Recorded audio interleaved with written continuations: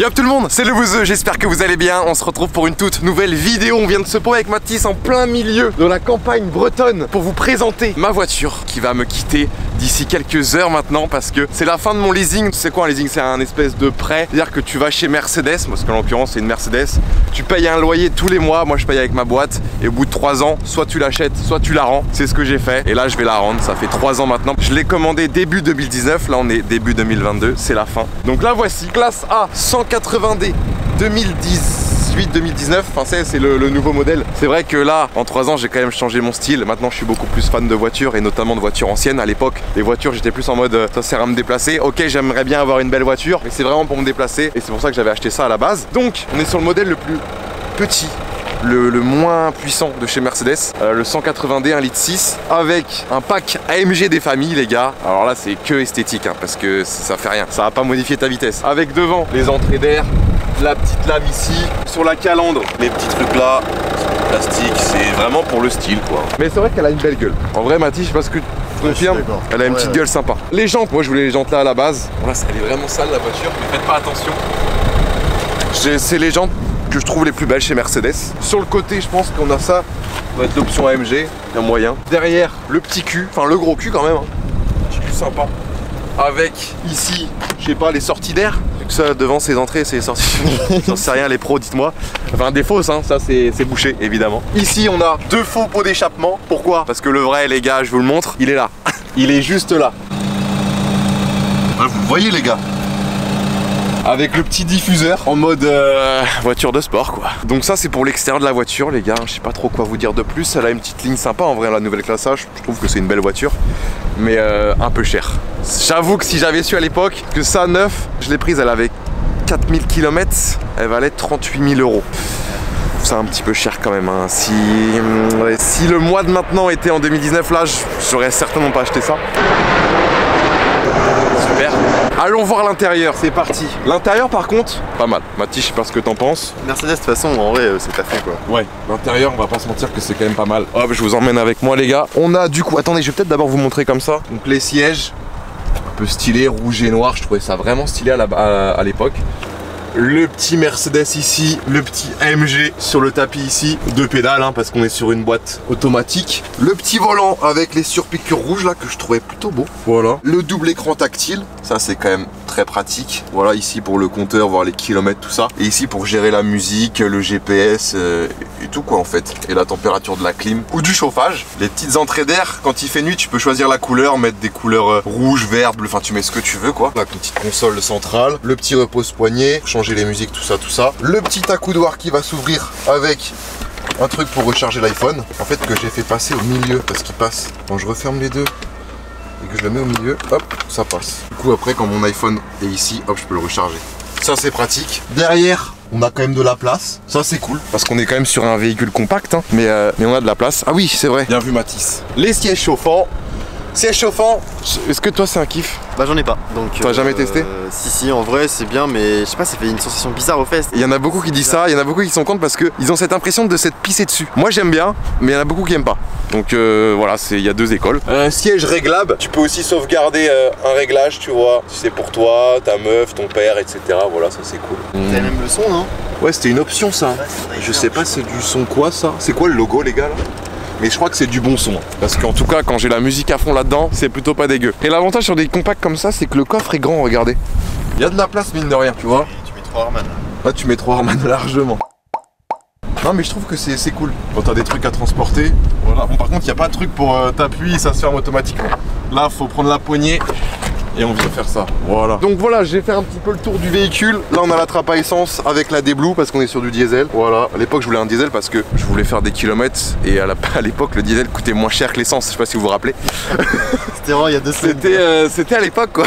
Maintenant j'ai l'impression que ça a changé. Mais du coup c'était pour ça, en plus ça consomme moins donc carré quoi. Sinon je pense qu'on va passer du coup aux avantages et aux inconvénients pour moi de cette voiture. Avantages, je pense que là-dessus on va être tous d'accord. Un petit look sympa, mignon, confortable, simple à conduire, boîte automatique, ça passe les rapports super bien, tac tac, voilà. Pour un mec ou une meuf qui s'en branle de conduire, qui veut juste une petite voiture sympa pour aller voir papa, maman, faire les courses, travail, me déplacer si j'ai besoin d'aller dans le sud en vacances, tout ça, parfait.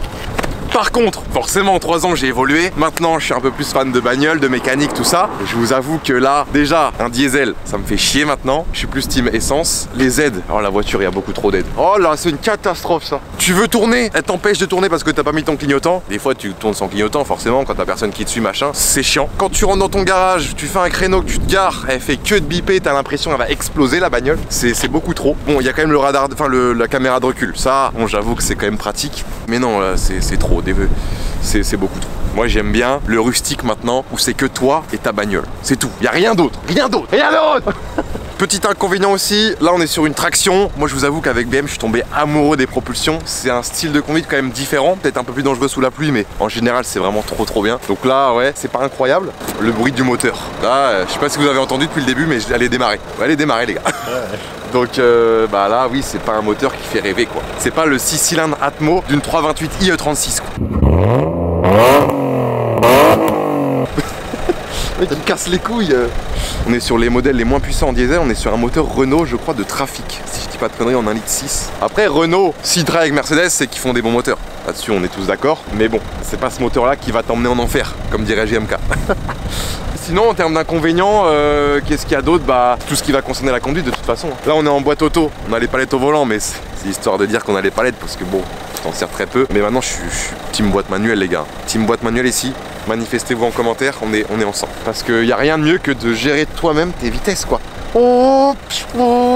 Voilà quoi, c'est trop bien. Donc voilà, les inconvénients c'est juste en termes de pilotage, de bruit, de sonorité, tout ça. Du coup je vais la rendre juste après cette vidéo. C'est pour ça que je voulais faire la vidéo juste avant. En termes d'état, bon là elle est un petit peu sale. Mais en vrai, soit intérieur ou extérieur, j'en ai pris super soin. Elle a aucun poc, à part un seul truc, c'est juste ici. Viens voir Mathis. Là. La jante, je l'ai un petit peu rayée sur un bataille arrière. Je me gare et il y avait une bordure là et j'entends. Il y a 1 an et demi, j'étais pas bien. Quand on entend ce petit crack de jante, ouais. Ah, toi tu l'as entendu Mathis aussi. Hein. Ouais. On a ce petit truc, un petit haut de cœur là. Ça fait mal. Ah, je peux peut-être vous montrer ce qu'il y a sous le capot en vrai les gars. Putain les gars, j'avais oublié aussi un truc, le start and stop, ça rend fou ça. C'est-à-dire que à chaque fois que tu démarres ta voiture, bah moi je le désactive. Sauf que tu es obligé de le faire à chaque fois, tu peux pas aller dans les paramètres pour les activer pour tout le temps. C'est casse les couilles quoi, non? Start and stop, tu le mets toi? J'en ai pas. T'en as pas? Non. C'est nul hein, c'est vachement nul. Que dire de plus les gars? Rien d'autre? Elle va te manquer quand même? Est-ce qu'elle va me manquer? Non, malheureusement, non, c'est comme ça. Hein. On évolue voilà, au fil des années et là c'est plus du tout ce qui me fait kiffer comme bagnole. Mais elle trouvera un nouveau propriétaire qui sera totalement heureux avec elle et puis je serai très content tu vois. Là je l'ai eu, ouais, comme je vous ai dit, elle avait 3-4 000 km. Maintenant elle a 60 000. J'avais pris un forfait à 75 000, donc il me restait normalement encore 15 000 bornes à faire. Malheureusement je les ai pas fait. Ah j'ai le toit ouvrant aussi, je vous ai pas dit. Tout ouvrant quand même, en été, ça régale. Ouvrant ou entrebâillant? Non, il s'ouvre. Mais il s'entrebâille comme ça et il s'ouvre totalement. Tu peux sortir les mains et faire... Pour GMK, il peut sortir la tête pour regarder. Voilà, hein. S'il y en a qui ont des questions, n'hésitez pas à les poser en commentaire, j'essaie de répondre au maximum pour que comme ça, ceux qui veulent s'orienter vers ce genre de voiture, bah, je puisse vous aiguiller, vous donner un petit peu plus mes ressentis personnels quoi. Parce que j'ai peut-être pas tout dit. Il y a aussi ça, mais ça c'est je pense sur toutes les nouvelles bagnoles, détecteur d'angle mort. Donc dès qu'il y a une voiture qui te double, hop, t'as le petit triangle qui se met en orange. Ça c'est quand même pratique. Hein. C'est vraiment des petits trucs, des petits détails qui font que accumuler en termes de confort, bah t'es bien, t'es bien. Ah oui le capot, je voulais ouvrir le capot, je sais pas comment on fait. Ouais, c'est dans la portière. Dans la portière? Genre... Moi c'est là. Là ouais. Ou là. Bah les gars, je crois que je vais pas pouvoir vous ouvrir le capot. Je sais pas où c'est. Putain mais je suis vraiment un abruti.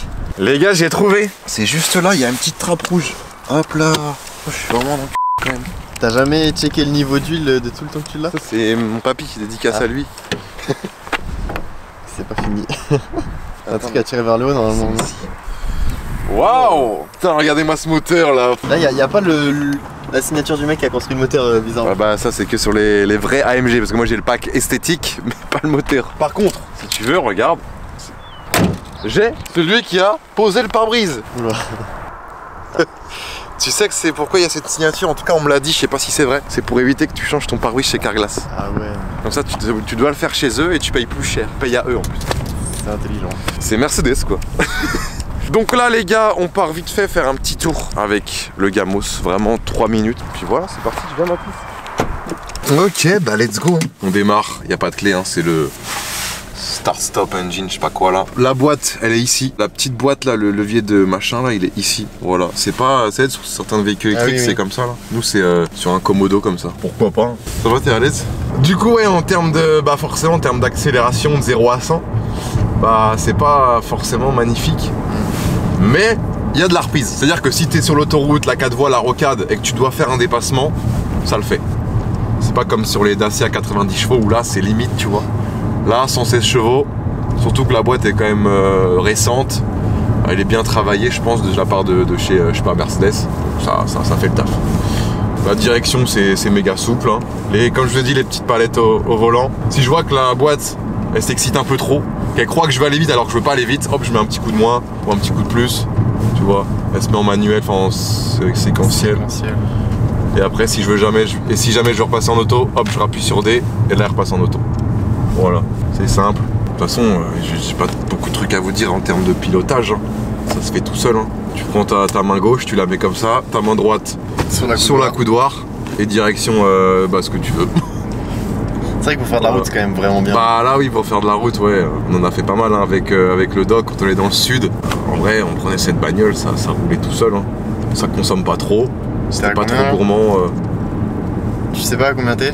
En termes de consommation, je suis entre 6 et... Si je roule normalement, entre 6 et 8. Je peux monter plus hein, facilement, si t'as le pied lourd. Mais là, en vrai, pourquoi avoir le pied lourd sur une voiture comme ça? Pas les couilles. Hein. En termes de vitesse max, j'ai quand même essayé en descente vent dans le dos et j'ai dû prendre 216. En Allemagne? En Allemagne, ouais. En Allemagne en plus. Et sinon, sur du plat, je pense qu'on est sur du 205, 210. Hein. Voilà, ça va. Toi, c'est combien avec ton Audi? Vraiment, j'ai jamais fait. Hein. Je suis pas encore allé en Allemagne, faudrait que j'y aille. Faut aller en Allemagne, ouais. Faire un petit tour. Ouais. Sinon 160 quoi. Non, du coup, je suis pas allé en Allemagne, donc pas 160. 130. 130. Ouais, les gars. Là. Oh, ça patine. Elle a patiné. Elle a patiné, elle a arrêté, elle est revenue. Ouais. Bon. C'est pas fulgurant quoi, mais fulgurant. Ça va. Pareil, au niveau des aides, il y a aussi des aides pour éviter de partir en cacahuète quoi. Que ce soit dans les ronds-points ou en virage. C'est-à-dire que vu que c'est une traction, elle peut vite sous-virer, tu vois, quand tu freines, hop, elle glisse de l'avant et t'as plus de direction. Là avec l'ABS et je sais pas quelle aide, du coup ça va, tu vois. Ça peut te sauver de certaines situations. Au début quand je l'ai acheté, j'étais en mode parce que j'avais une Clio 3 les gars. J'avais une Clio 3 grise de 2010 je crois, 2012. Vraiment je m'en battais les couilles quand j'allais me garer, machin, truc. Quand je conduisais en ville, c'était vraiment bas les couilles. Et quand j'ai eu cette voiture, j'étais en mode tu vois, vu que voiture neuve, tu vois, 3000 bornes, 40 000 euros. T'as remis les mains à 10h10 quoi. Ouais, les mains à 10h10, ça direct. Hein. Donc là, ouais, j'étais un... Et au fur et à mesure, tu prends confiance et après, ça va tout seul. Hein. Putain. On a vu ton Audi sur la gauche? Bah non, je crois pas. Attendez, on a perdu ma voiture là. Putain, les cons. Au pire, j'ai... Ah bah non, j'allais dire j'ai un AirTag, mais j'ai laissé le... On n'est pas passé par là, on est d'accord. Enfin, tout à l'heure, on est passé par là pour venir. Moi, ça me dit rien du tout. Hein. Ah ouais? Moi non plus. Non, je pense que t'as dû tourner. Là, tu dois aller à gauche, je pense. Inch'Allah. Merde. Au niveau des prix des loyers, moi je paye avec un petit apport de 4-5 000 euros au début. Je paye environ 550 euros par mois. Et après, à vous de voir si c'est beaucoup ou pas beaucoup. Mais comme c'était mon premier leasing, les banques ou les concessions sont un petit peu plus strictes avec toi. Ouais, c'est pas donné quand même. Mais ouais, c'est pas donné comme voiture. Hein. De base, elle coûte 37 000 euros. Voilà quoi. Mais leasing, du coup, c'est toi qui as fait la config? En leasing, tu peux faire ta config, mais là, ça va prendre beaucoup plus de temps à arriver. Moi, il m'a dit, ouais, j'ai celle-là qui est prête. Est-ce que tu la veux? Je te donne les options. Je lui ai dit, ok, vas-y, ça me va, je la prends. Et du coup, je l'ai eu en 3-4 semaines, quoi. Bon, du coup, les refs, ça va être la fin de cette vidéo. On s'est enfin retrouvé. L'Audi est juste là. J'espère que cette petite vidéo vous aura plu, qu'elle vous aura aidé dans vos peut-être recherches de voitures. Si c'est le cas, on n'hésite vraiment pas à mettre un gros pouce bleu, à s'abonner à la chaîne. Pour la remplacer, là-dessus, je me tâte encore. Est-ce que je garde la 328 pour le daily ou est-ce que je change pour une 92 pour remplacer celle-là? Je sais pas du tout. À vous de me dire en commentaire. Des bisous les gars, passez une très bonne soirée. Ciao.